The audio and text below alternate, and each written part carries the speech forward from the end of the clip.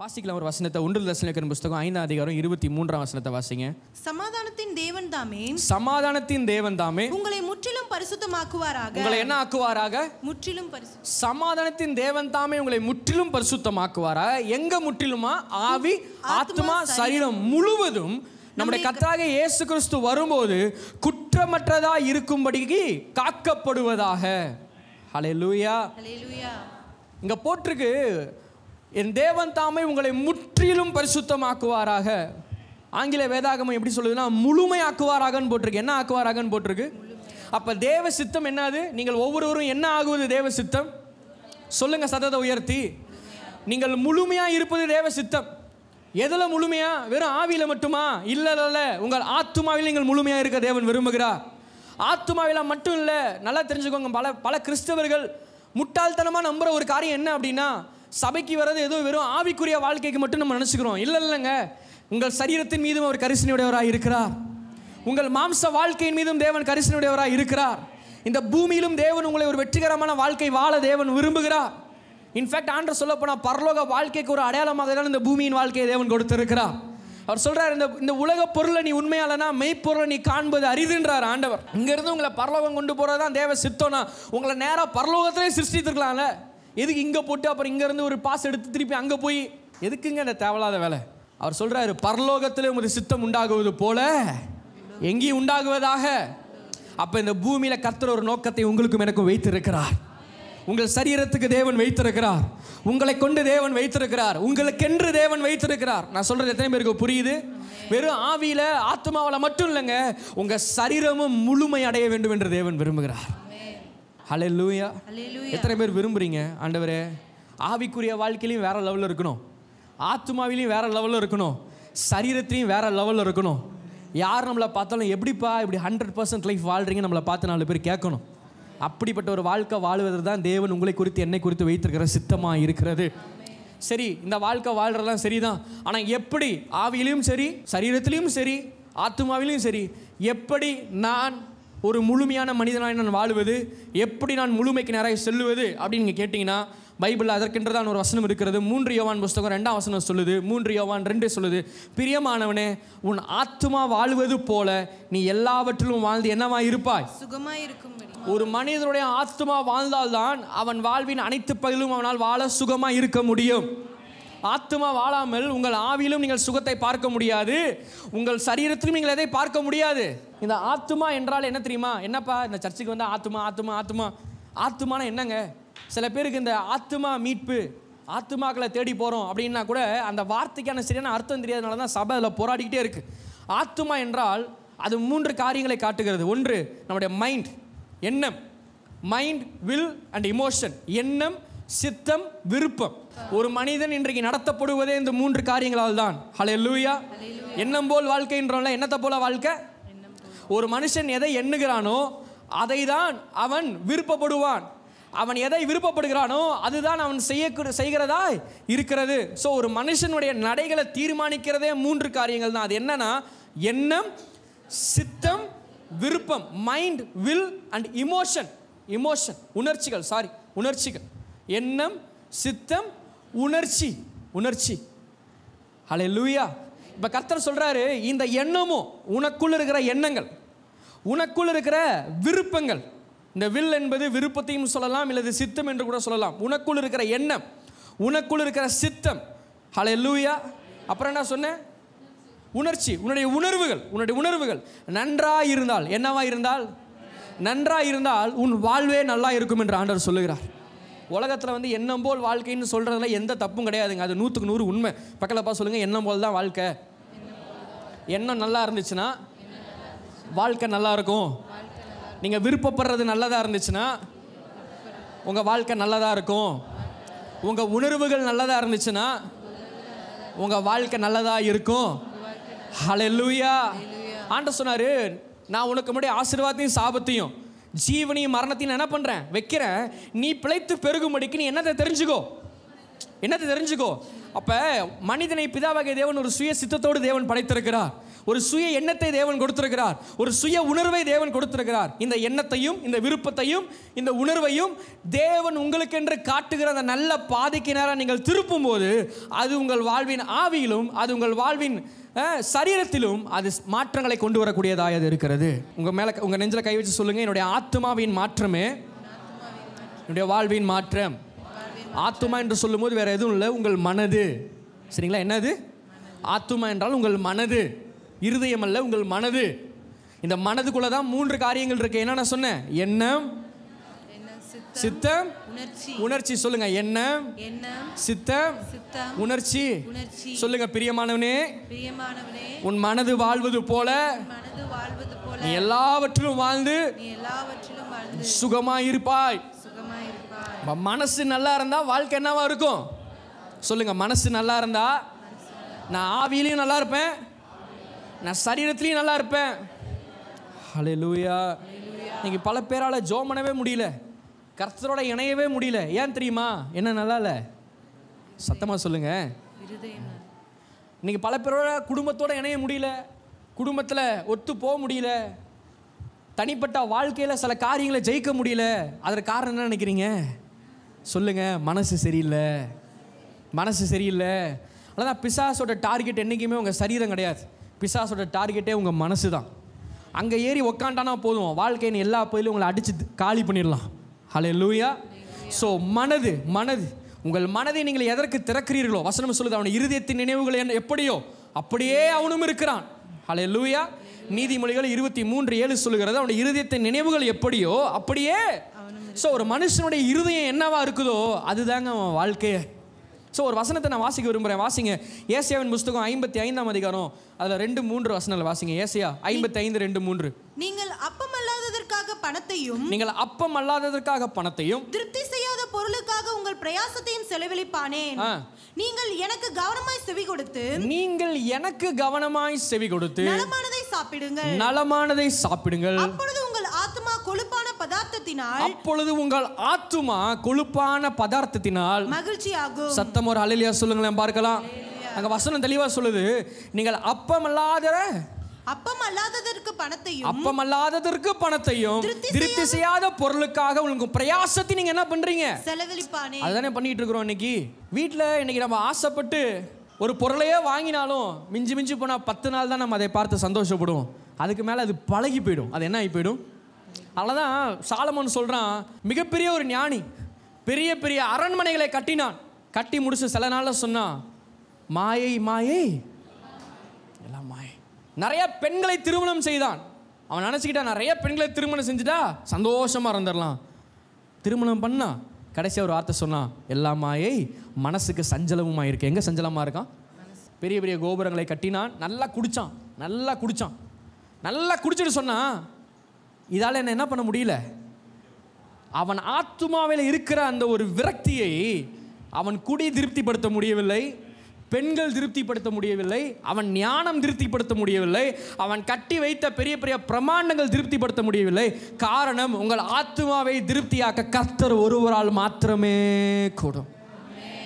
நீங்கள் எதை வேணால் இன்றைக்கி கட்டலாம், காக்கலாம், சேர்க்கலாம், பண்ணலாம். ஆனால் வாழ்க்கையோட ஒரு நாள் கடைசி கட்டத்தில் நின்று நீங்கள் சொல்லுவீங்க, ஒரு விரத்தியை நான் ஃபீல் பண்ணுறப்பா. என்னத்தை ஃபீல் பண்ணுறேன்ப்பா?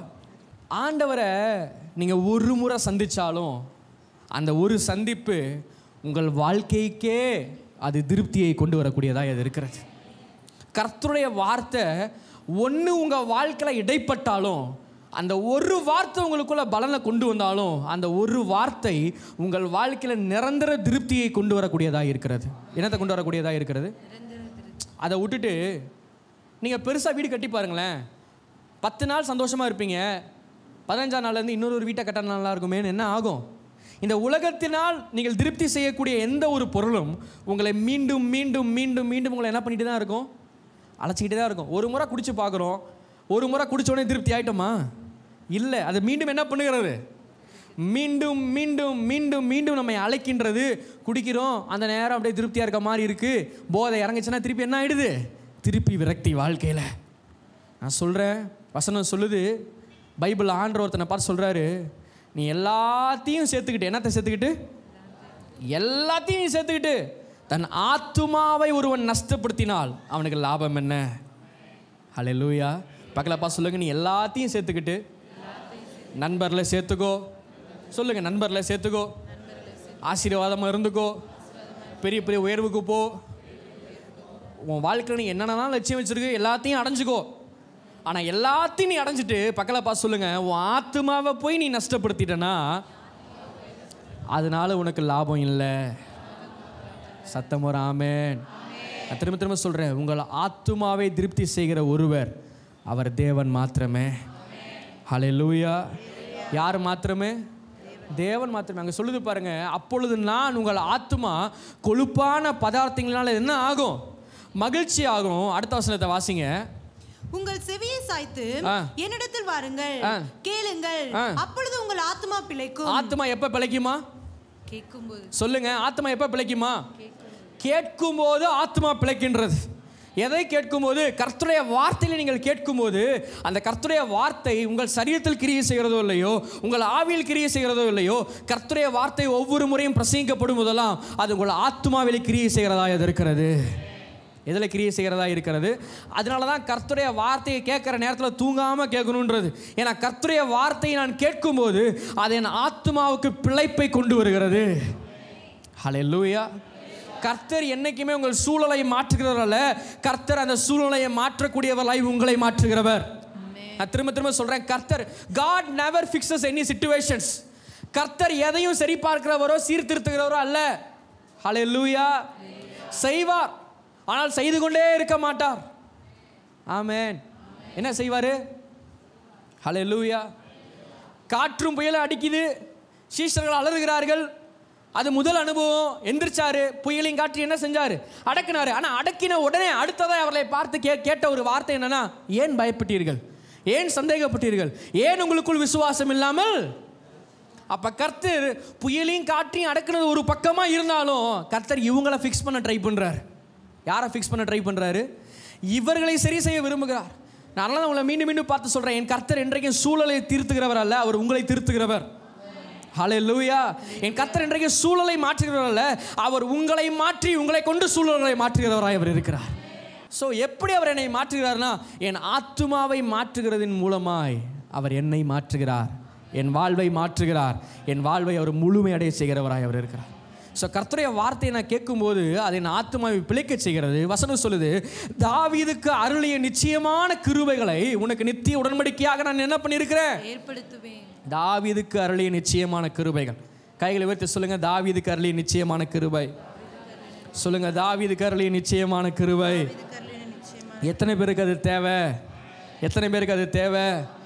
தாவீதுக்கு எந்த குவாலிஃபிகேஷனும் கிடையாதுங்க. அவன் ஒரு ஆடு மேய்க்கின்றவன். அவன் என்ன மேய்த்தவன்? ஒரு ஆடு மேய்த்தவன் அரசனாய் மாறினான். அவனுக்கு சரீரத்தில் குவாலிஃபிகேஷன் கிடையாது, ஆனால் ஆத்துமாவில் 100% குவாலிஃபிகேஷன் இருந்துச்சு. ஏன் தெரியுமா? இந்த மனுஷன் தேவனோடு இணைந்திருந்த ஒருவனாக இருந்தான். அவன் சொல்லிகிட்டே இருக்கான் பாருங்க, என் ஆத்துமாவே நீ யாரை ஸ்தோத்ரி? கர்த்தரை ஸ்தோத்ரி. என் முழு இருதயமே அவருடைய பரிசுத்த நாமத்தை, அவர் செய்த சகல உபகாரங்களை என்ன பண்ணாத. எதை பார்த்து சொல்லுகிறான்? ஆத்துமாவை பார்த்து சொல்லுகிறான். இவன் ஆத்துமா தேவனோடு இருந்தபடியால் நம்ம பார்க்க முடிகிறது, இவனுடைய வாழ்க்கை ஒரு ஆடு மேய்க்கிறவனா அவன் தொடங்கி இருந்தாலும் அவன் வாழ்வை என் தேவனை கர்த்தர் ஒரு ராஜாவாய் முடித்தார். ஒரு ராஜாவாய் அவன் மாற்றப்பட்டான். இதுதாங்க பிரியமானவனே ஓ ஆத்மா வாழ்றது போல. அப்போ உங்கள் ஆத்மாவில் நீங்கள் எந்த அளவிற்கு வாழ கற்றுக்கொள்கிறீர்களோ, அதாவது கர்த்தருடைய வார்த்தையை கேட்பதன் மூலமாய், கர்த்தருடைய வார்த்தையை உங்கள் இருதயத்தில் சுமப்பது மூலமாய், கர்த்தருடைய வார்த்தையை கொண்டு உங்கள் இருதயத்தை மறுரூபமாக்குகிறது மூலமாய் எந்த அளவிற்கு உங்கள் ஆத்மாவை நீங்கள் வாழச் செய்கிறீர்களோ அதை காட்டிலும் மேலே என் கர்த்தர் உங்கள் வாழ்வின் அனைத்து பிள்ளையும் உங்களை வாழச் செய்கிறவராக இருக்கிறார். ஹல்லேலூயா. உங்கள் ஹார்ட்டில் கை வச்சு சொல்லுங்கள், என்னுடைய இருதயத்தின் மாற்றமே என் வாழ்க்கையின் மாற்றம். ஹல்லேலூயா. நான் இன்றைக்கி உங்களை பார்த்து ஒரு வார்த்தை சொல்ல விரும்புகிறேன். இன் ஆர்டர், உங்களுடைய இருதயம் இன்றைக்கு செழிப்பாக விரும்பினால், என்னாக விரும்பினால் சொல்லுங்கள், உங்கள் இருதயம் செழிப்பாக விரும்பினால், நான் இன்றைக்கி உங்களை பார்த்து நான் சொல்கிறேன், கர்த்தர் சிந்திப்பது போல் நீங்கள் சிந்திக்க தொடங்க வேண்டும். ஆமென். இருதயம் செழிக்கணும்னா என்ன செய்யணும்? உங்கள் இருதயம் செழிக்க நீங்கள் செய்ய வேண்டிய முக்கியமான காரியம் என்னவென்றால், கர்த்தர் சிந்திப்பது போல் நீங்கள் சிந்திக்க தொடங்கணும். ஸோ கர்த்தர் சிந்திப்பது போல் நான் எப்படி சிந்திக்கிறதுன்னு கேட்டிங்கன்னா, கர்த்தருடைய வார்த்தைகள் ஒவ்வொன்றும் அவர் என்னவாய் சிந்திக்கிறார், அவர் என்னவாய் செயல்படுகிறார் என்பதை உங்களுக்கும் எனக்கும் வெளிப்படுத்தி காட்டுகிறது. ஹல்லேலூயா. இந்த பைபிளை கொடுத்தது தேவன் யாரையும் நியாயந்திருப்பதற்காகவோ யாரையும் குற்றம் சாட்டுவதற்காகவோ அல்ல. இந்த பைபிளை தேவன் நம்ம கையில் கொடுத்தது இயேசு என்னவாய் பிதாவை பார்த்தாரோ அவ்விதமாய் நாமும் பிதாவை பார்ப்பதற்கே. ஹல்லேலூயா. இயேசு ஒவ்வொருடைய வாழ்வையும் எவ்வாறு மாற்றினாரோ அவ்விதமாக நம்முடைய வாழ்க்கையும் ஒரு மாற்றுவார் என்கிற நிச்சயத்திற்கே இந்த வேதாகமத்தை கர்த்தர் நம்ம கையில் கொடுத்திருக்கிறார். அப்போ நான் இங்கே பார்த்து நான் சொல்கிறேன், உங்களுடைய ஆத்துமா எப்பொழுது செழிக்கின்றது, உங்களுடைய ஆத்துமா எப்பொழுது வாழ்கின்றது, தேவன் உங்களை பார்ப்பது போன்று அல்லது தேவன் சிந்திப்பது போல் என்றைக்கு நீங்கள் சிந்திக்க தொடங்குகிறீர்களோ அன்றைக்கு உங்கள் ஆத்துமா செழிப்பதை நீங்கள் பார்ப்பீர்கள். ஸோ தேவன் சிந்திப்பது போல் நான் எப்படி சிந்திப்பதுன்னு கேட்டிங்கன்னா, வேதத்தை வாசிக்கும் போது ஒவ்வொரு சூழ்நிலையிலும் தேவன் என்னவாய் சிந்தித்தார் என்பதை நமக்கு வேதம் காட்டுகிறது. ஹல்லேலூயா. வார்த்தை நம்முடைய வாழ்க்கைக்கு மிகவும் அவசியம். பைபிளில் பார்த்தோன்னா இயேசு அவர் 40 நாள் உபவாசம் இருந்து வந்த உடனே பிசாசு அவரை சோதிக்கிறான். அவரை சோதிக்கும் போது அவன் சொல்லுகிறான், நீ தான் அந்த கல்லுகளை என்ன ஆக்கி தின்று அப்பவங்களாக்கி சாப்பிடுங்க. அப்போ ஆண்டவர் சொல்றாரு, மனுஷன் எண்ணத்தினால் மாத்திரமல்ல. அப்போ இது என்ன சொல்ல வர்றாருன்னா, மனிதன் சரீர முயற்சினால் மாத்திரமல்ல. ஹல்லேலூயா. எண்ணத்தினால் மாத்திரமல்ல, மனிதன் சரீர முயற்சினால் மாத்திரமல்ல, மனுஷன் அப்பத்தினால் மாத்திரமல்ல, தேவனுடைய வாயிலிருந்து புறப்படுகிற ஒவ்வொரு வார்த்தையினாலும். நான் சொல்றேன், each and every word from God it carries the power of God. கர்த்தருடைய வாயிலிருந்து புறப்படுகிற ஒவ்வொரு வார்த்தையும் தேவ வல்லமையை சுமக்கின்றதா இருக்கிறது. ஹல்லேலூயா. ஹல்லேலூயா. அந்த ஒவ்வொரு வார்த்தைக்குள்ளும் தேவன் ஏராளமான ஆசீர்வாதங்களை தேவன் வைத்திருக்கிறார். ஆபிரகாமை தேவன் ஆசீர்வதிப்பதற்கு ஒரு பெரிய பைபிளை கையில் கொடுத்தாரா? சொல்லுங்க. ஹல்லேலூயா. ஆபிரகாமை ஆசீர்வதிப்பதற்கு தேவன் ஒரு பெரிய பைபிளை கையில் கொடுத்தாரா? என்னத்தை தான் கொடுத்தாரு? ஒரே ஒரு வார்த்தை. 100 வேலைக்காரன் சுகமாக்கப்படுவதற்கு ஒரு பெரிய பைபிள் எடுத்து கையில் கொடுத்து போய் இதை டெய்லியும் உட்காந்து வாசிக்க சொல்லு, அவன் என்ன ஆயிடுவான்னாரு சொன்னாரா? இல்லை, ஒரே ஒரு. இப்போ நான் சொல்கிறேன், பைபிளை ஃபுல்லாக நான் படித்து முடிச்சா தான் தேவனை ஆசீர்வதிப்பார். இல்லைங்க, அதில் இருக்கிற ஒரு வசனத்தை நீங்கள் சீரியஸாக எடுத்தீங்கன்னா கூட அந்த ஒரு வசனம் உங்கள் வாழ்க்கையில் பெரிய மாற்றங்களை கொண்டு வரக்கூடியதாக இருக்குது. ஏன்னா கர்த்தருடைய வார்த்தைகள் எல்லாம் ஜீவனை சுமக்க நான் சொல்ல மாட்டேன், ஆனால் கர்த்தருடைய வார்த்தைகள் ஒவ்வொன்றும் ஜீவனை சுமக்கிறதா இருக்கிறது. ஹல்லேலூயா. உங்கள் வாழ்வு ஆசீர்வதிக்கப்படுவதற்கு நீங்கள் முழு வேதாகமத்தையும் தெரிந்தவர்களாக இருக்க வேண்டும் என்கிற அவசியம் இல்லை. உங்கள் வாழ்வு ஆசீர்வதிக்கப்படுவதற்கு கர்த்தர் உங்கள் கையில் கொடுத்திருக்கிற வேதாகமத்தில் இருக்கிற ஒரு வசனத்தை, அந்த ஒரு வசனத்தில் இருக்கிற வெளிப்பாட்டை, அந்த ஒரு வசனத்தில் இருக்கிற தேவ ஆவியானவரை, அவர் அந்த ஒரு வசனத்தை கொண்டு உங்கள் வாழ்வில் என்னவெல்லாம் செய்ய விரும்புகிறார் என்பதை நீங்கள் அறிந்து கொண்டால் போதும். அந்த ஒரு வார்த்தையே உங்கள் வாழ்வில் பெரிய மாற்றங்களை கொண்டு வரக்கூடிய ஒரு சக்தியை தேவன் அதற்குள் வைத்திருக்கிறார். ஹல்லேலூயா. சொல்றாரு, மனுஷன் அப்பத்தினால் மாத்திரம் இல்ல, தேவனுடைய வாயிலிருந்து புறப்படும் ஒவ்வொரு வார்த்தையினாலும் அவன் பிழைப்பான் என்ற வசனம் சொல்லுகிறது. ஹல்லேலூயா. நான் சொல்கிறேன், God's word is always full of promises and principles. கர்த்தருடைய வார்த்தைகள் எல்லாம் வாக்குத்தத்தங்களாகவும் நிபந்தனைகளாகவும் இருக்கிறது. அதை நாம் அறிந்து கொண்டால் போதும், நம்முடைய வாழ்விலே நாம் ஒரு ஆசீர்வாதமான வாழ்க்கை வாழ முடியும். ஒரு நல்ல வாழ்க்கை வாழ்வதற்கு 3 வழிகள். ஹல்லேலூயா. எத்தனை பேர் விரும்புகிறீங்க நீங்கள் ஒரு நல்ல வாழ்க்கை வாழ்வதற்கு? என்ன வாழ்க்கை வாழ்வதற்கு? To live a good life. I'm going to tell you 3 steps to a good life. நல்ல வாழ்க்கை வாழ்வதற்கான 3 வழிகளை நான் இன்றைக்கு உங்களுக்கு சொல்ல போகிறேன். அடுத்து வாசிக்கலாம். சங்கீத புஸ்தகம் 34 அதிகாரம் அதில் 12 வசனத்தை வாசிங்க. சங்கீதம் 34:12. நன்மையை காணும்படி ஜீவனை விரும்பி நீடித்த நாட்களை அபேட்சிக்கிற மனுஷன் யார்? அபேட்சிக்கிற என்றால் விரும்புகிற என்று சொல்லி அர்த்தம். என்னது? எத்தனை பேருக்கு நீடித்த நாள் வாழணும்னு ஆசை? கைகளை வைத்து ஹல்லேலூயா சொல்லுங்களேன், பார்க்கலாம். நீடித்த நாட்களாய் உன்னை திருப்தியாக்குவேன்றதான் ஆண்டவருடைய வாக்குத்தத்தம். நீடித்த நாளை உனக்கு தருவேன்றதான் ஆண்டவருடைய வாக்குத்தத்தம். நித்திய ஜீவன் உனக்கு தருவேன்றதான் ஆண்டவருடைய வாக்குத்தத்தமா இருக்கு. ஆமென். ஸோ அபேட்சிக்கிற அப்படின்ற வார்த்தைக்கான அர்த்தம் என்னவென்றால் விரும்புகிற என்று சொல்லி அர்த்தம். என்னது? விரும்புகிற. ஸோ நன்மையை காணும்படி, என்னத்தை காணும்படி? ஒரு நல்ல வாழ்க்கையை காணும்படி. எத்தனை பேர் விரும்புறீங்க ஒரு நல்ல வாழ்க்கையை நான் பார்க்கணும்? எப்படி இதுவரை நான் பார்த்ததில்லை, இன்னும் நான் ஒரு நல்ல வாழ்க்கையை நான் பார்க்கணும். நல்ல வாழ்க்கையை பார்க்கும்படி, நன்மை காணும்படி ஜீவனை விரும்பி. என்னத்தை விரும்பி? ஜீவனை விரும்பி. ஸோ ஃபர்ஸ்ட் பாயிண்ட் நான் சொல்கிறேன், நல்ல வாழ்க்கைக்கு நீங்கள் சரியானதை முதல் விரும்பணும். ஹல்லேலூயா. நல்ல வாழ்க்கைக்கு நீங்கள் என்னத்தை விரும்பணும்? இது ஃபர்ஸ்ட் பாயிண்ட் இல்லை, பட் நான் சொல்கிறேன், நல்ல வாழ்க்கைக்கு சரியான விருப்பம் தேவை. நல்ல வாழ்க்கைக்கு சரியான விருப்பம் இல்லை என்றால் நல்ல வாழ்க்கை உங்களால் வாழ. ஹல்லேலூயா. தேவை நல்லது, ஆனால் விரும்புகிறதெல்லாம் வேற என்னமோ. வாழ்க்கையில் மாற்றத்தை பார்க்க முடியாது. நீங்கள் நல்ல நாட்களை காண வேண்டும் என்று விரும்பினால், நன்மையானவைகளை உங்கள் வாழ்வில் பார்க்க வேண்டும் என்று விரும்பினால், உங்கள் விருப்பத்தை மாற்ற தொடங்குங்கள். அதாவது உங்கள் ஆத்துமாவிலே மாற்றத்தை கொண்டு வர தொடங்குங்கள். உங்கள் ஆத்துமாவில் நீங்கள் மாற்றத்தை கொண்டு வந்தால் நீடித்த நாட்களை பார்ப்பீர்கள். அந்த நீடித்த நாட்களை துன்பத்தை அல்ல, நீடித்த நாட்களை நன்மையை பார்ப்பீர்கள். ஸோ இந்த சங்கீதம் 34:12 பதிலே மேலே கீழே இருக்கிற வசனங்கள் தான். ஸோ மேலே கீழே இருக்கிற வசனத்தில் தான் இந்த நல்ல நாட்களுக்கான விடையே இங்கே சங்கீதக்காரனாகிய தாவீது வைத்திருக்கிறான். வாசிக்கலாம்.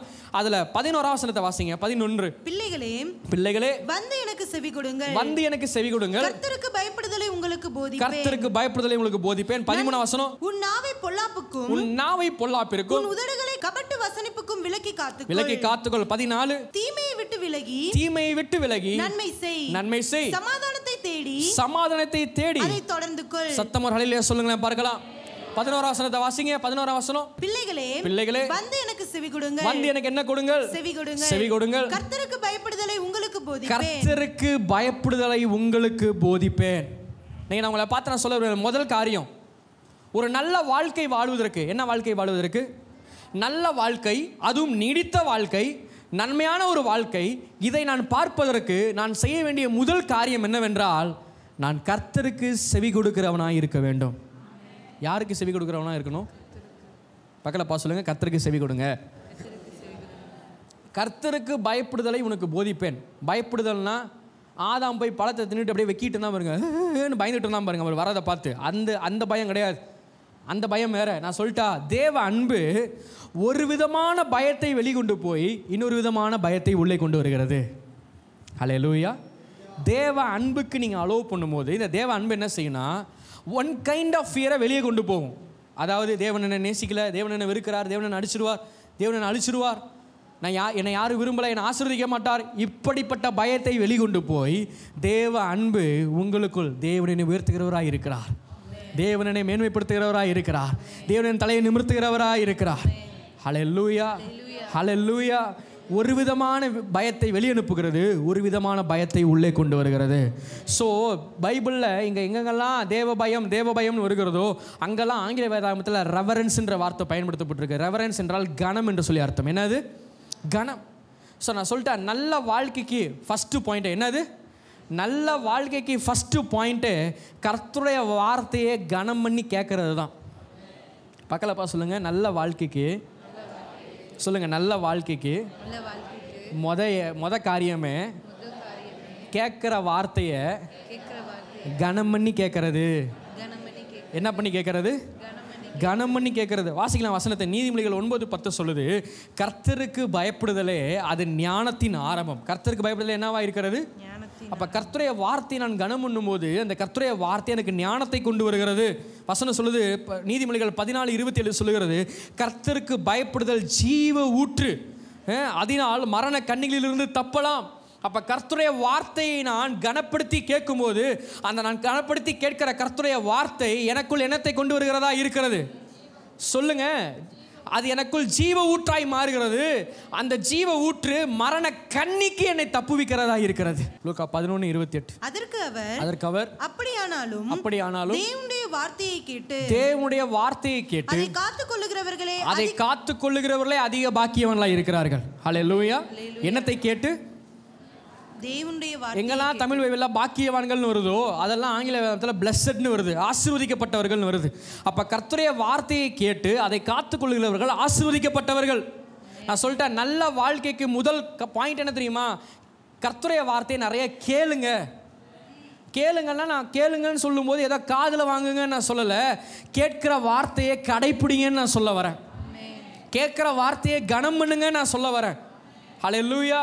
கர்த்தருடைய வார்த்தையை கனம் பண்ணுங்கன்னா என்னதுங்க? தூங்காமல் உட்காந்துருக்கிறதும் அப்படியே அட்டென்ஷனில் உட்காந்து இப்படியே விடாமல் கேட்டு போகிறது தான் கனம் பண்ணுறது நினைக்கிறீங்களா? இல்லைங்க. நீங்கள் கர்த்தருடைய வார்த்தையை கொடுக்குற சரியான கனம் என்ன தெரியுமா? சண்டே சர்வீஸில் நான் தூங்காமல் செய்தி கேட்டேன்றது இல்லை, கேட்ட வார்த்தையை என் வாழ்க்கையை நான் செயல்படுத்துனேன்றது தான் கர்த்தருடைய வார்த்தைகளுக்கு கொடுக்குற கனம். ஹல்லேலூயா, ஹல்லேலூயா. என்னது கர்த்தருடைய வார்த்தைகளுக்கு கொடுக்குற கனம்? என்ன? கேட்கிற வார்த்தைக்கு நான் கீழ்ப்படிந்தேன், கேட்கிற வார்த்தையை நான் செயல்படுத்தினேன், கேட்கிற வார்த்தைக்கு நான் என்னை ஒப்பு கொடுத்தேன். அதுதான் நீங்கள் கர்த்தருடைய வார்த்தைக்கு செய்கிற சரியான கனமாக இருக்கிறது. அண்ட் கர்த்தருடைய வார்த்தையை யாரெல்லாம் கேட்கிறார்களோ கனம் பண்ணுகிறார்களோ அவளை பார்த்து வேதம் சொல்லுகிறது, நீங்கள் ஆசீர்வதிக்கப்பட்டவர்கள். ஏன் கர்த்தருடைய வார்த்தையை நான் அதிகம் கேட்கணும்? ஏசாயா 30:21 வாசிங்க. நீ வலதுபுறமாய் சாயும் போதும் நீ இடதுபுறமாய் சாயும் போதும் வழி இதுவே, இதிலே நடவுங்கள் என்று உங்களுக்கு பின்னாலே சொல்லும் வார்த்தைகளை உங்கள் காதுகள் கேட்கும். ஸோ கர்த்தருடைய வார்த்தையை நான் கேட்கும்போது நான் வலதுபுறமாய் சாய்ந்தாலும் நான் இடதுபுறமாய் சாய்ந்தாலும் என்னை சாய விடாமல் நான் செல்ல வேண்டிய பகுதிக்கு என்னை சரியாய் கொண்டு போகிறதா இருக்கிறது. ஹல்லேலூயா. எத்தனை பேர் நல்ல வாழ்க்கை வாழணும்னு விரும்புறீங்களா? விரும்புகிறவங்க கையை உயர்த்தி தான் ஒரு அலையிலையா சொல்லுங்களேன் பார்க்கலாம். இன்றைக்கு பலருடைய வாழ்க்கையிலே தடைகள் வருவதற்கு காரணம் ஏதோ ஒரு பகுதியில் விழுந்து போகிறோம். நான் விழுந்து போவதற்கு காரணம் கர்த்தருடைய வார்த்தை நமக்குள் இல்லை, கர்த்தருடைய வார்த்தைக்கு நாம் இடம் கொடுக்கவில்லை. ஆனால் கர்த்தருடைய வார்த்தைக்கு நீங்கள் இடம் கொடுக்கிற குடும்பங்களாக இருந்தீர்களானால் உங்கள் வாழ்வில் நீங்கள் சாய்ந்து போக மாட்டீர்கள். உங்கள் வாழ்வை எந்த தேவனாகிய கர்த்தர் கொண்டு போக வேண்டிய இடத்துக்கு நிச்சயம் கொண்டு போவார். ஏன்னா ஆண்டவர் சொல்றாரு, என்னை நோக்கி கூப்பிடு, அப்பொழுது நான் உனக்கு உத்தரவு கொடுத்து நீ அறியாததும் நீ எட்டாததுமான பெரிய காரியங்களை. ஸோ கர்த்தருடைய சித்தம், கர்த்தருடைய விருப்பம் என்னைக்குமே நம்முடைய வாழ்க்கையில் நாம் அறியாததும் நமக்கு எட்டாததுமான பெரிய காரியங்களை செய்வதுதான் கர்த்தருடைய விருப்பமாக இருக்கிறது. ஆனால் நம்ம மூலம் எப்படி தெரியுமா செய்யும்? நம்ம படிச்சுக்கிறதுக்கு வேலையை தானே பார்க்க முடியும். என்ன தகுந்த வேலையை சொல்லுங்க. எனக்கு வர சம்பாத்தியத்தை எனக்கு வர அளவுக்கு தானே என் குடும்பத்தை நான் ரன் பண்ண முடியும். என் கையில் இருக்கிறத வச்சு தானே என்ன செய்ய முடியும். எனக்கு இங்கே இருக்கிறத வச்சு தானே என்ன செய்ய முடியும். பல நேரத்தில் கர்த்தரை விசுவாசிக்கிறோம், கர்த்தரை நம்புகிறோம் என்று சொல்லுகிறோம். ஆனால் சூழ்நிலையை சரி செய்வதற்கு நாம் நம்முடைய சரீரத்தை எதிர்பார்த்து கொண்டு இருக்கிறோம். நான் சொல்கிறது புரியுதா? ஹல்லேலூயா. கர்த்தரை நம்புறேன்னு வார்த்தை வாயில் வருது, ஆனால் இறுதி என்ன சொல்லுது? உன்கிட்ட இருக்கிறது தானே செய்ய முடியும். நீ கற்றுக்கிட்டதை வச்சு தானே உன்னால் முன்னேற முடியும். நீ படித்த அளவுக்கு தானே உன் வாழ்க்கையில் மாற்றங்களை பார்க்க முடியும். நான் சொல்லிட்டா, கர்த்தர் என்றைக்கும் உங்கள் தாளந்துகளை வைத்தோ உங்கள் திறமைகளை வைத்தோ நீங்கள் அறிந்து கொண்டிருக்கிற காரியங்களை வைத்தோ உங்களை உயர்த்துகிறவர் அல்ல. அவர் ஒவ்வொருவரையும் அவர் தனது கிருபையினாலே உயர்த்துகிறவராக இருக்கிறார், தனது தயவினாலே உயர்த்துகிறவராக இருக்கிறார். அவருடைய காருண்யத்தினால் எங்கள் கொம்புகள் உயரும் என்ற வசனம் சொல்லுகிறது. ஒரு மனிதன் உயர்வதும் ஒரு மனிதன் தாழ்வதும் அது உங்கள் திறமையினாலே உண்டானதல்ல, அது தேவன் ஒவ்வொருவர் மீதும் வைக்கிற தயவாய் அது இருக்கிறது. ஹல்லேலூயா. ஆண்டுடைய ஸ்ட்ராட்டஜி, ஆண்டுடைய மைண்ட் செட்டே உங்களை குறித்து என்ன குறித்து என்ன தெரியுமா இருக்கு? நீ அறியாத காரியங்களை, உனக்கு எட்டாத காரியங்களை நான் உன் வாழ்க்கையில் உன்னை கொண்டு நான் செய்வேன்றார் கர்த்தர். ஆனால் அவர் செய்ய வல்லவ, ஆனால் அவர் உத்தரவு கொடுப்பதை கேட்பது நம்மேல் உள்ள கடமையாக இருக்கிறது. என்ன கொடுப்பதை? இன்னைக்கு பல நேரத்தில் தேவ சமூகத்துக்கு வந்து புலம்பி கொட்டுறோம். என் வாழ்க்கையில் இந்த பிரச்சனை இருக்குது, அந்த பிரச்சனை இருக்குது, எனக்கு இதுக்கு ஜெபம் பண்ணுங்க, அதுக்கு ஜெபம் பண்ணுங்க. நீங்கள் ஜெபிச்சுட்டு போகிறதெல்லாம் சரிதாங்க. நீங்கள் தேவ சமூகத்துக்கு வந்து இங்கே நீங்கள் சொல்கிறதெல்லாம் கரெக்டு தான். ஆனால் நீங்கள் சொல்லி முடித்த பிறகு கர்த்தர் என்ன பேசுகிறார், கர்த்தர் என்ன சொல்லுகிறார், கர்த்தர் என்ன உங்களுக்கு ஆலோசனை தருகிறார்ன்றதை நீங்கள் கேட்குறீங்களா? அதை செயல்படுத்துறீங்களா? நான் சொல்லிட்டா, prayer is not a monologue communication, prayer is a dialogue. ஜெபம் என்பது ஏதோ ஒருவர் மாத்திரம் பேசி வைக்கிற காரியம் இல்லை. இந்த கம்பெனி கால் பண்ணுவாங்க பாருங்கள், உங்கள் மொபைலுக்கு இந்த ஆஃபர் கொடுக்கப்பட்டுள்ளது, நீங்கள் ஹலோனாலும் ரிப்ளை வராது. ஆமென். Recorded audio. என்ன ஆடியோ? இன்றைக்கி பலர் பேரோட ஜெபம் வந்து ஒரு ரெக்கார்டட் ஆடியோவாக தான் இருக்குது. ஏற்கனவே பதிவேற்றம் செய்யப்பட்ட ஒரு வார்த்தைகள். போனாலே அன்பின் பரமண்டல தகப்பனேன்னு என்னதையோ போட்டு ஆரம்பிக்கிறது, கலக்கி கொலைக்கி முடிச்சிடுறது ஆமேன் போட்டு. திரும்பி கர்த்தர் என்ன பேசுகிறாரு, கர்த்தர் என்ன உத்தரவு சொல்கிறாரு, கர்த்தர் என்ன நம்மளோட கம்யூனிகேட் பண்ண விரும்புகிறாரு கேட்கறது இல்லை. நான் சொல்கிறேன், உங்கள் ஜெபத்தை மாற்றுங்கள். என் தேவன் உங்களோடு பேச விரும்புகிறார், வார்த்தையின் மூலமாய் பேச விரும்புகிறார். தேவ மனிதர்கள் மூலமாய் தேவன் பேச விரும்புகிறார், ஊர்தல்கள் மூலமாய் தேவன் பேச விரும்புகிறார், உணர்ச்சிகள் மூலமாய் தேவன் பேச விரும்புகிறார், சொப்பனங்கள் மூலமாய் தரிசனங்கள் மூலமாய் ஏதோ ஒரு விதத்தில் கர்த்தர் உங்களோடு பேச விரும்புகிறார். Hallelujah. Be sensible to God's voice. தேவ சத்தத்திற்கு எப்போது சென்சிட்டிவாக இருங்க. ஏன்னா கர்த்தர் சொல்லுகிற உத்தரவை நீங்கள் கேட்கும்போது, கர்த்தருடைய வார்த்தைக்கு நீங்கள் செவி கொடுக்கும்போது, அந்த கர்த்தருடைய வார்த்தை உங்கள் வாழ்வில் பெரிய மாற்றங்களை கொண்டு வரக்கூடியதாக இருக்கிறது. மத்தேயின் புஸ்தகம் 7ஆம் அதிகாரம், மத்தேயு 7:24-25 வாசிங்க. பெருமழை சொரிந்து பெருவெள்ளம் வந்து காற்று அடித்து அந்த வீட்டின் மேல் மோதியும் அது விழவில்லை. இது நம்மளாம் ஏற்கனவே நிறைய தடவை படிச்ச வார்த்தை. எல்லாம் அடிச்சு அது விழல. ஏன் தெரியுமா? ஏனென்றால் அது கன்மலையின் மேல் அஸ்திபாரம் போடப்பட்டிருந்தது. அது கன்மலை மேல் அஸ்திபாரம் போடப்பட்டதா இருந்தது. நான் சொல்லி இந்த வார்த்தைகளை கேட்டு இவளின்படி செய்யாதிருக்கிறவன் எவனோ அவன் தன் வீட்டை மணலின் மேல் கட்டின புத்தி இல்லாத மனுஷனுக்கு ஒப்பிடப்படுவான். பெருமழை சொரிந்து பெருவெள்ளம் வந்து காற்று அடித்து அந்த வீட்டின் மேல் மோதின போது அது விழுந்தது, விழுந்து முழுவதும் அழிந்தது என்றார். இயேசு இந்த வார்த்தைகளை சொல்லி முடித்த போது அவர் வேதபாரகரை போல் போதியாமல். ஹல்லேலூயா. 2 வீடு, ஒரு வீட்லயும் காத்தடிச்சிச்சு, மழை அடிச்சிச்சு, புயல் அடிச்சிச்சு, எல்லாம் வந்துச்சு. ஒரு வீடு விழல, ஆனா இன்னொரு வீடு விழுந்தது. விழுந்த வீட்டுக்கான காரணம் என்ன? விழுகாத வீட்டுக்கான காரணம் என்ன? இந்த வார்த்தை, இந்த வீடு கர்த்தருடைய வார்த்தையை கேட்டு அதன்படியெல்லாம் செய்தது. இந்த வீட்டுக்கும் பிரச்சனைகள் வந்தது. என்ன வந்தது? கர்த்தர், அதாவது நான் உங்களை பார்த்து நான் சொல்கிறேன், சபைக்கு வந்தீங்கன்னா உங்கள் வாழ்க்கையில் பிரச்சனை வராதுன்னு நான் சொல்லலை. ஆமென். என்னது? சபைக்கு வந்தாச்சுன்னா உங்கள் வாழ்க்கையில் பிரச்சனைகள் வராதுன்னு நான் சொல்லலை. பிரச்சனைகள் வரும். ஆனால் அந்த பிரச்சனைகள் மத்தியில் நீங்கள் தேவ வார்த்தையை சுமக்கிறவர்களாக இருந்தால் நீங்கள் நிற்பீர்கள். ஹல்லேலூயா, ஹல்லேலூயா. ரட்சிக்கப்பட்ட ஜனமே, உனக்கு ஒப்பானவன், உங்களுக்கு ஒப்பானவன் ஒருவனும் இல்லை. உங்களை ஒன்றாலும் வீழ்த்த முடியாது. கர்த்தருடைய வார்த்தை உங்களுக்குள் இருக்கும்போது அந்த கர்த்தருடைய வார்த்தையே உங்கள் சூழலுக்கான ஆயுதங்களாக இருக்கிறது. அவருடைய வார்த்தை இருபுறமும் கருக்குள்ள பட்டயமாக இருக்கிறது. அவருடைய வார்த்தை எதையும் செய்து முடிக்கக்கூடிய சக்தி உடையதாக அது இருக்கிறது. அந்த வார்த்தை உங்களுக்குள் இருந்தால், அந்த வார்த்தை கொண்டு நீங்கள் உங்கள் வாழ்வை கட்டி எழுப்பினால், உங்கள் வாழ்விலும் மலைகள் வரலாம், உங்கள் வாழ்விலும் புயல்கள் வரலாம், உங்கள் வாழ்க்கையும் பல காரியங்கள் மோதலாம், நீங்கள் விழ மாட்டீர்கள், நீங்கள் நிற்பீர்கள் என்று வசனம் சொல்லுகிறது. எத்தனை பேர் ஆமேன்னு சொல்கிறீங்க? ஸோ ஒரு நல்ல வாழ்க்கைனா என்னது? விழாது இருக்கிற ஒரு வாழ்க்கை தான் ஒரு நல்ல வாழ்க்கை. சோர்ந்து போகாத வாழ்க்கை, வீழ்ந்து போகாத ஒரு வாழ்க்கை, தோல்வியடையாத ஒரு வாழ்க்கை, அதுதான் ஒரு நல்ல வாழ்க்கை. அந்த நல்ல வாழ்வை உங்களுக்குள் கொண்டு வருகிற முதல் காரியமே நீங்கள் கர்த்தருடைய வார்த்தைக்கு நீங்கள் செவி கொடுப்பது தான். சத்தம் ஒரு ஆமேன்னு சொல்லுங்களேன் பார்க்கலாம். யாக்கோபு 1:21-22 வாசிங்க. ஆகையால் நீங்கள் எல்லாவித அழுக்கையும் கொடிய துர்குணத்தையும் ஒழித்துவிட்டு உங்கள் உள்ளத்தில் நாட்டப்பட்டதாயும் உங்கள் ஆத்துமாக்களை ரட்சிக்க வல்லமை உள்ளதாயும் இருக்கிற என்ன வார்த்தையா? உங்கள் உள்ளத்தில் நாட்டப்பட்டதாயும் உங்கள் ஆத்துமாக்களை ரட்சிக்க ரொம்ப முக்கியமான வார்த்தை. வசனத்தை. அப்ப கர்த்தருடைய வசனம் என்றைக்கும் எதை ரட்சிக்கிறதா இருக்கிறது? எதை ரட்சிக்கிறதா இருக்கிறது?